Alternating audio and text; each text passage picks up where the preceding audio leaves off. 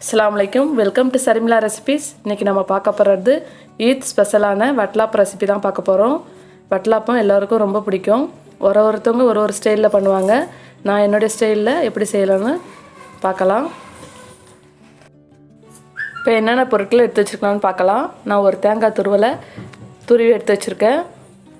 ஒரு 1/4 கப் அளவுக்கு milk mat எடுத்து வச்சுருக்கேன். ஒரு 15 முந்திரி ஊற வச்சு எடுத்து வச்சுருக்கேன். ஒரு 6 முட்டை எடுத்து வச்சுருக்கேன். 1 கப் சீனி எடுத்து வச்சுருக்கேன். ஒரு பிஞ்ச் அளவு ஏலக்காய் தூள் எடுத்து வச்சுருக்கேன். இப்போ நம்ம தேங்காய் துருவலை ஒரு மிக்ஸி ஜாரில் சேர்த்துக்கலாம்.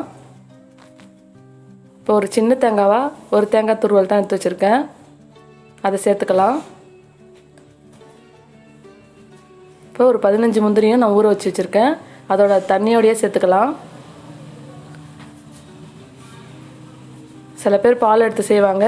நான் நல்லா நைஸாக அரைச்சி நல்லா பேஸ்ட்டாக அரைச்சி எடுத்து வச்சுருக்கேன். நீங்கள் பால் எடுக்காமல் நல்லா நைஸாக அரைச்சிக்கோங்க. இப்போ ஒரு 6 முட்டையை சேர்த்துக்கலாம். இப்போ நான் 6 முட்டைக்கு ஒரு தேங்காய் எடுத்திருக்கேன். நீங்கள் முட்டை அதிகமாக எடுத்தீங்கன்னா உங்களுக்கு மஞ்சள் கலராக வட்டலாப்பம் வந்துடும். நீங்கள் முட்டை கொஞ்சம் 6 முட்டை எடுத்துக்கிட்டிங்கன்னா உங்களுக்கு கிரே கலர் கிடைக்கும். இப்போ 1 கப் அளவுக்கு சுகர் சேர்த்துக்கிறேன்.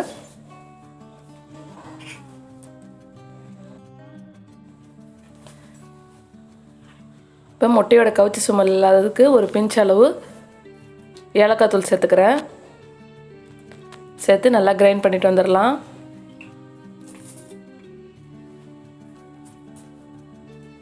இப்போ ஃபில்ட்ரு பண்ணிக்கலாம்.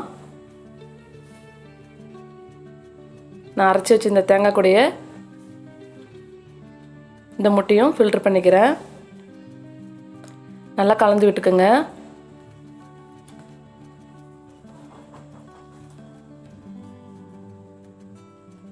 தேங்காய் அரைக்கும் போது குறப்பாக அரைச்சிடாதுங்க. நல்லா நைஸாக அரைச்சிட்டிங்கன்னா உங்களுக்கு இது ஒரு ஸ்வீட் மாதிரியே இருக்கும், கடையில் வாங்குகிற ஸ்வீட் மாதிரியே இருக்கும்.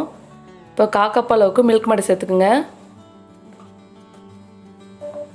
கொஞ்சமாக நெய் சேர்த்துக்கலாம். சேர்த்து நல்லா கலந்து விட்டுக்கலாம். இப்போ எந்த பாத்திரத்தில் நீங்கள் வட்டலாப்பம் செய்கிறீங்களோ அந்த பாத்திரத்தை ரெடி பண்ணிக்கோங்க. அதில் கொஞ்சமாக நெய் சேர்த்து அப்படியே தடவி விட்டுக்குங்க.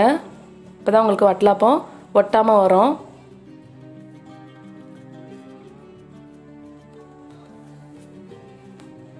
இப்போ வட்டலாப்பம் மிக்சரை ஊற்றிக்கலாம்.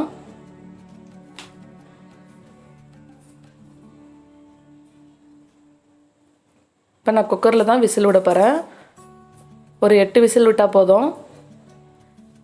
மேலே ஒரு அலுமினியம் பேப்பர் இருந்தால் போட்டு கவர் பண்ணிக்கோங்க, இல்லைன்னா ஒரு தட்டு போட்டு மூடி வச்சுக்கலாம். ஒரு 8 விசில் விட்டுக்கலாம். பாருங்கள், கவுத்து விட்டு சூப்பராக வட்டலாப்பம் ரெடி ஆகிடுச்சு. இப்போ கட் பண்ணி பார்க்குறேன். நல்லா சூப்பராக வந்திருக்கு பாருங்கள்.